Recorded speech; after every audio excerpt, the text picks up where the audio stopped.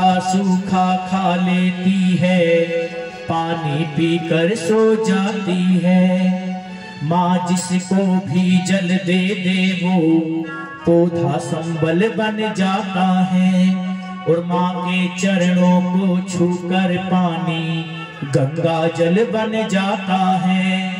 और माँ के चरणों ने युगों युगों से भगवानों को पाला है।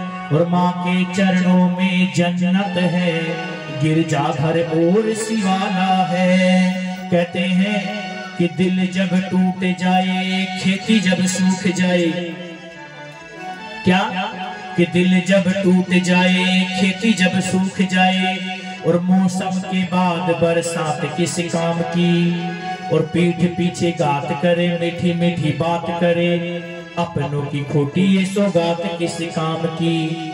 और जो अपने माता पिता की सेवा ही ना करे, तुम ही बताओ वो औलाद किस काम की। है बाप दुखी घर में और भूखी रोवे मैया, और बेटा गोवर्धन की जाय दे रहे परिक्रमा, और वो पुण्य को खोते हैं उस पाप के चरणों में। क्यों सब तीर्थ होते हैं माँ बाप के चरणों में, सब तीर्थ होते हैं माँ बाप के चरणों में। बोले जगदम्बे मातों की। तो सदा अपने माता पिता की सेवा करते रहना चाहिए। अहंकार नहीं करना चाहिए कि हमें इतना पढ़ाई लिखाई हो गई तो हम इतने बड़े विद्वान हो गए। आज नारद जी महाराज को अहंकार हो गया, हमारे समान तपस्वी कोई नहीं है।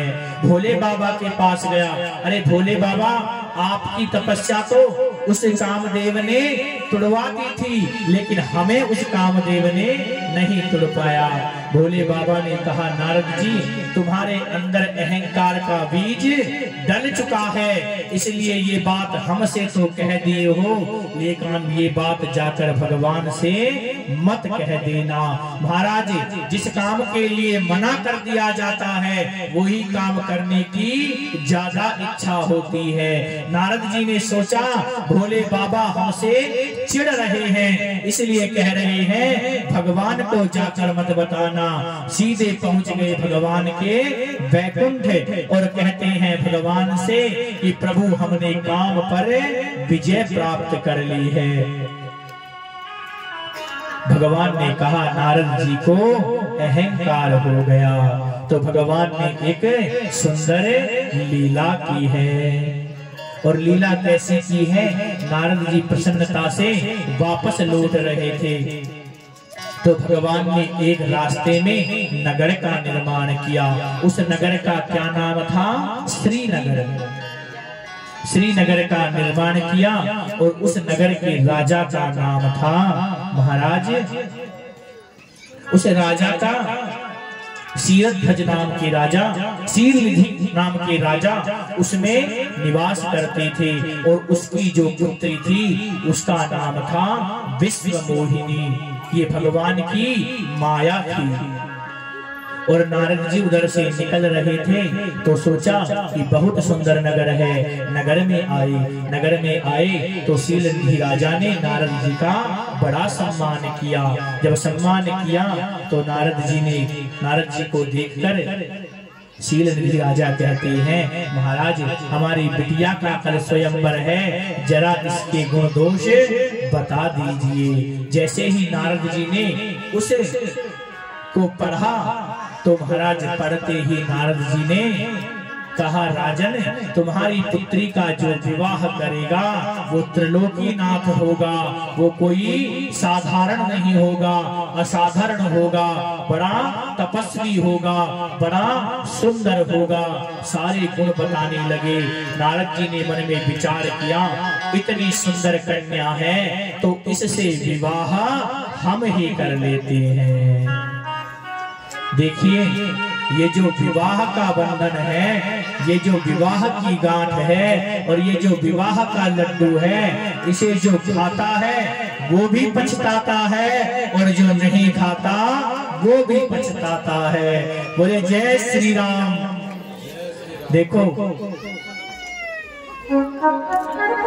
ये विवाह का लड्डू है ना, हमारे पीछे बैठे हुए बाबाओं ने सबने खाया है, तो एक के भी मुख पर प्रसन्नता नहीं है।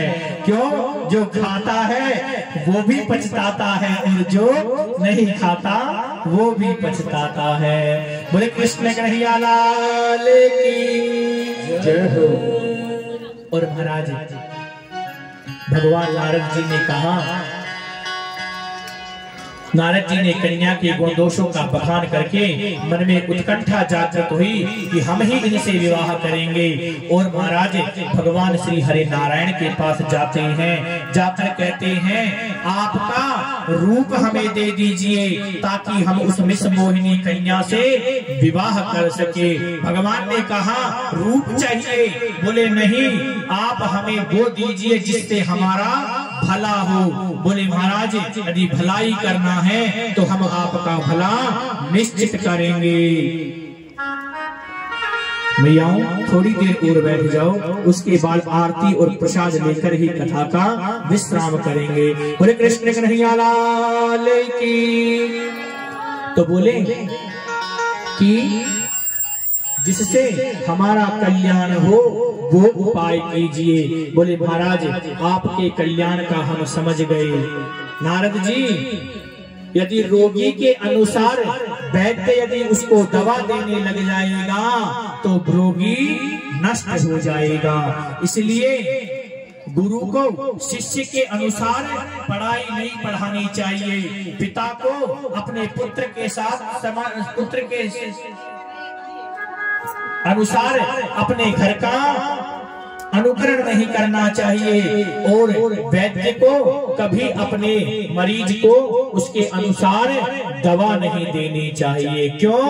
कि कुपथ मांगे जन व्याकुल रोगी, कुपथ मांगे जन व्याकुल रोगी, कुपथ मांगे जन व्याकुल रोगी, कुपथ मांगे जन व्याकुल रोगी। वेद न देहा सुनो मुनि जोगी, वेद न देहा सुनो मुनि जोगी, वेद न देहा सुनो मुनि जोगी, वेद न देहा सुनो मुनि जोगी। कहते हैं कि रोगी के अनुसार वैद्य को दवाई नहीं देनी चाहिए। क्यों? 3 लोग यदि जीवन में मीठा बोलने लग जाएं तो समझ लेना हमारा नाश सुनिश्चित है। कौन कौन है? सचिव वैद्य गुरु तीन जो प्रिय बोले है आस, सचिव वैद्य गुरु तीन जो प्रिय बोले है आस, राज धर्म तीन कर कोई वेद ही